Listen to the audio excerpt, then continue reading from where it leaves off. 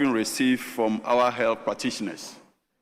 I recall during last meeting, one dawn I woke up to prepare for a television show, and then unknown to me, I went blackout.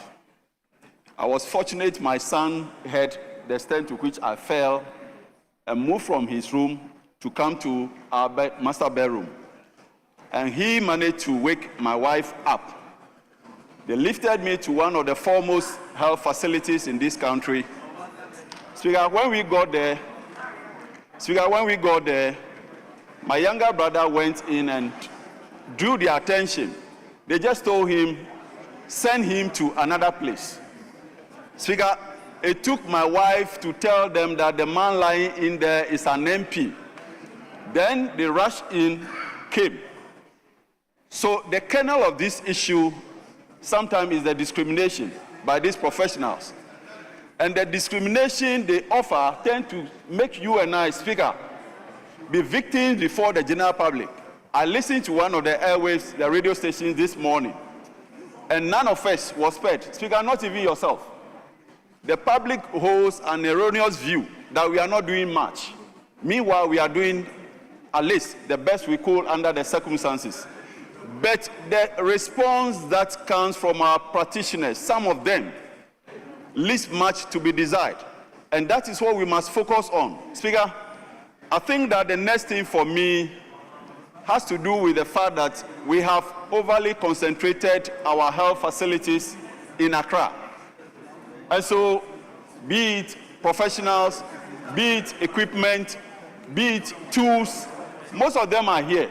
So everything that happens in the 15 other regions must come to Kolebu, must go to UGMC, and so it makes these professionals also overstretched.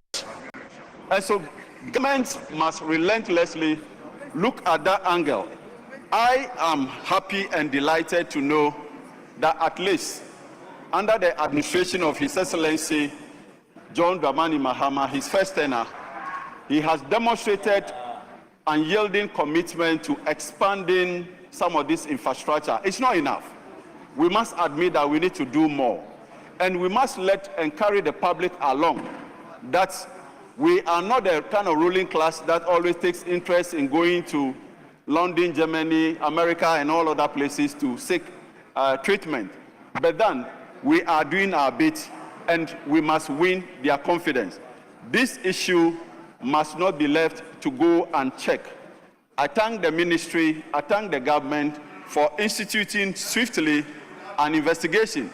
The outcome must be brought on time, in real time, I mean, Speaker, so that we take decisive step to ensure that this doesn't rear its ugly head. Speaker, I thank you so much for this opportunity. Yes, Honourable Member. Thank you, Mr. Speaker, and I would like to commend the maker of the statement, Osahene Alexander Afenyomakin, the minority leader, regarding the passing of Charles Amisa. And let me also express my deepest condolence to the family of Charles Amisa. Mr. Speaker,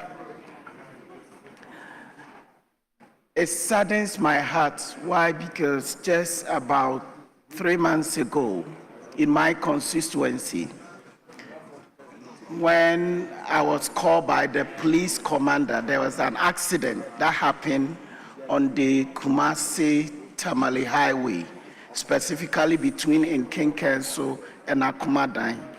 Right away, we were told some people had passed, so we had to rush to the hospital. I'm happy to commend the director of the hospital, Mr. Speaker, because the facilities there is not enough.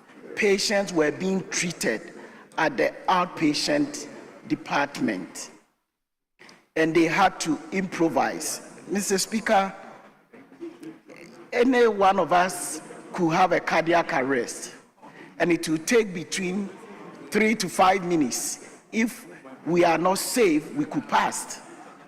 And as such, our healthcare system should have a robust protocol that we use in managing health crises or emergencies. We shouldn't have excuse for a life to be lost. That is why His Excellency, the former president, said we know how to bring back the economy, but we don't know how to bring back life. Any single life that is lost can never be brought back. And this is not the time as a house to debate, but this is a time for us to improve on what the previous government started. If the previous government started constructing hospitals, Mr. Speaker, we should help. The case I'm referring to in King Council, Mr. Speaker, because of that, they don't have emergency unit, and I'm using the small common fund, the 5% allocated, to build a small emergency unit to support the system. Mr. Speaker, there's no way one can say the facilities you have in Kolebu, you have that same facilities in a village in my constituency. But there are protocols with which healthcare systems should have, and the staff should be well trained and to understand what time should you refer. But the excuse that because there's no bed so one cannot be treated is not tenable. And I believe if, for instance, our ambulances are not running, what is the government doing to make sure we can maintain these ambulances and make sure that they are fit for purpose and make sure that they are working, Mr. Speaker? The honorable member, don't go into those issues because there is no government that has come to govern this country and all ambulances are working and running at all times. Even during the reign of the person you quoted, it's the same thing. And that quotation was wrong. Please, when you lose an economy, you lose lives. You don't know that? So when you say you are bringing back the economy, you know how to bring back economy, but you don't know how to bring back lives. The time you've lost the economy, you've lost so many lives that you can't bring back. Please, let's address the issue, what is confronting us now, and stop the politics.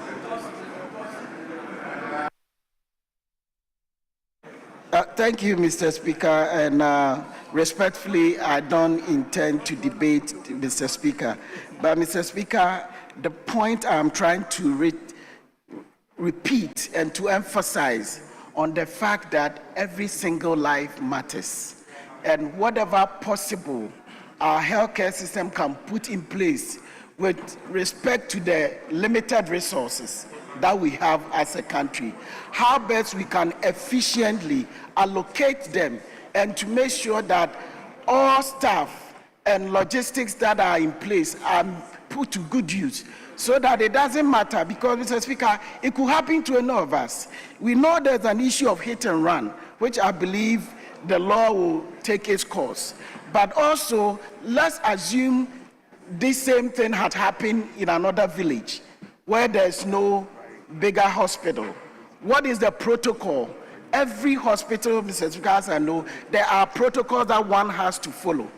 Are we making sure that even all our healthcare professionals or even members of parliament are taken through CPR and such training, basic things that even our resources are limited, we can still make use of? Mr. Speaker, we know healthcare facilities within the villages are not there, but healthcare professionals are able to improvise because they have been given more detailed training and have been given the training set that every life matters. And we don't want to play with nobody's life, and we don't want to do politics with anybody's life, but we want to work on, and we as a house, now such a thing has happened, I'm also in support of the fact that we should institute a committee that will look into Charles Amisa's issue so that another Charles Amisa incident doesn't happen to anybody or any member in this. Mr. Speaker, with these few words, I thank the maker of the statement. Yes, honorable member at the back. Thank you very much, Mr. Speaker, for the opportunity to contribute to the statement. And let me also express my deepest condolences to the family of the late Charles Emisa on behalf of all of us, and in particular on behalf of the board and management of the Kolebu Teaching Hospital. Mr. Speaker, I also want to thank the minority leader for this statement. It's very timely, and he has set the tone for us to really examine the issues. Permit me to take us a bit down memory lane to remind us of something that is not too pleasant.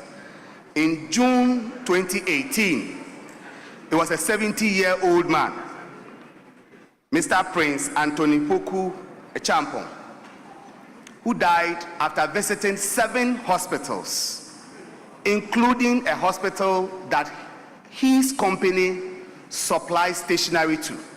He was a CEO of a stationery company, and they supplied stationery to this hospital, and he was turned away.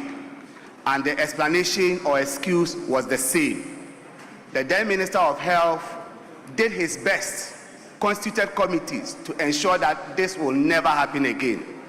Unfortunately, 8 years down the line, we have this time a younger person, strong person, an engineer, losing his life to a similar circumstance. Very, very, very unfortunate. But Mr. Speaker, when we say no bed in the hospital, what actually do we mean? A no bed could mean that there is no physical bed at the emergency.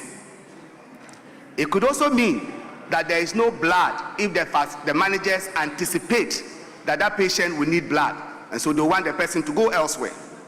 It could mean there is no a particular skill. For instance, an anesthetist is not there, and they think that that patient will require surgery. It could mean there is no theater space. It could mean there is no oxygen in this hospital. There is no ICU bed, but we think that this patient needs ICU care. It could mean there is no stroke bed, and therefore we are telling you no bed because you have a stroke. There is no doctor at this moment, so there is no bed. Mr. Speaker, but the most disappointing part is that no bed could simply mean that the staff are not willing to work. And that is the very, very sad part. This no bed could mean that a shift is about to end and someone is not willing to admit a new patient and do all the documentation, so turn the patient away.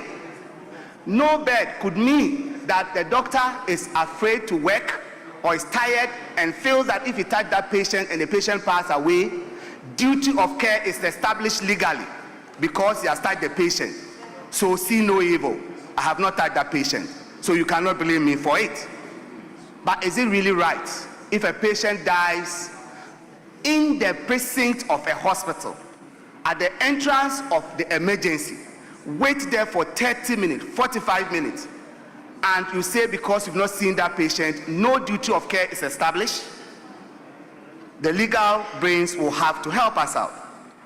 Mr. Speaker, the causes of no bed in this country has been established by previous committees under the former health minister, Honorable Kweku Agyeman, and I worked on that committee in my former capacity as General Secretary of the Medical Association. We all contributed to it. But still, the attitudinal problem and some few other factors have brought us this far. You can group the causes into structural, into functional, and one of attitude. If you talk about structure, the WHO recommends that we should have about 2 to 5 beds per 10,000 population, hospital beds. In Ghana, we have 0.9 beds per hospital population. So practically, it can't be that our beds are simply not adequate. But when you go to the functional issue, you can say no bed at the emergency, but there may be a bed on the ward. There may be a bed on another ward. And it's just an attitude of transferring a patient from here to that ward so you can create space. And people are not willing to do that. Mr. Speaker, as mentioned earlier, Kolebu Teaching Hospital, where I preside as the chairman of the board, was the last place that this man had his last breath. And we are very sorry about this. We have taken our own measures. We have interdicted 4 staff, and we have set up a committee to investigate. The Minister of Health, as alluded to by the Deputy Minister, has also set up a very high-level committee headed by the revered Professor Akosa, Bedu Akosa, Professor Adman Bedu Akosa. And they are working to see the exact cause of this particular incident. But I'm also proud to announce that to bring a comprehensive solution, building on the efforts of previous ministers, the current Minister of Health had already set in motion a team to solve this situation comprehensively. And they are coming out with a document that is going to be looking at a national integrated bed management and referral coordination system. This will be backed by IT and is going to allow us at the real time to be able to tell the categories of bed that are available in a particular hospital.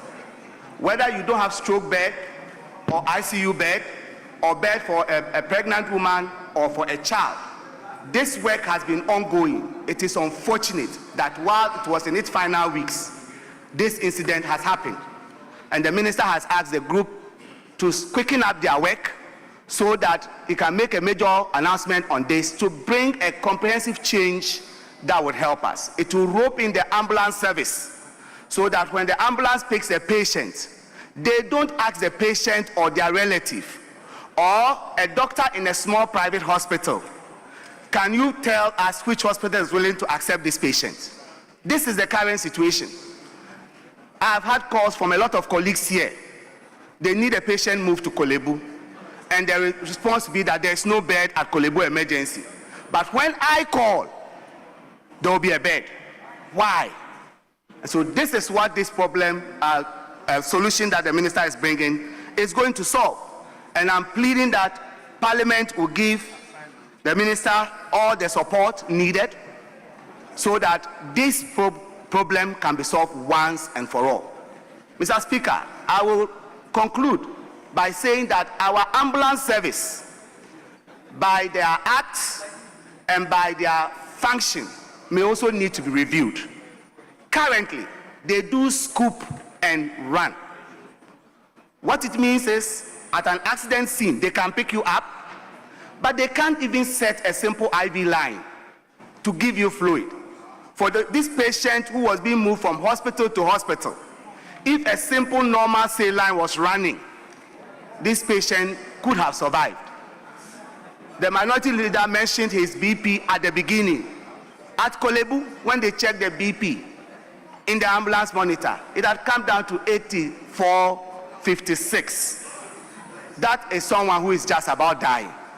So if they could at least set a line and run some fluid in transit, a lot of patients will survive. So the model that allowed them to only scoop and run must be changed, and their training must be upgraded so that have paramedics that are specialized to be able to provide some basic care.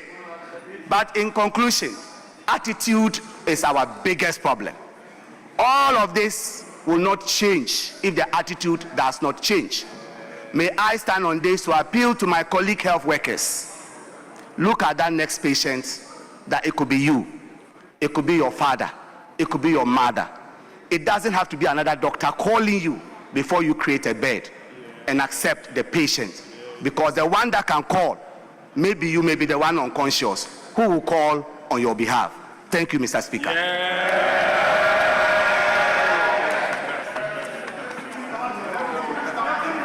Honorable members,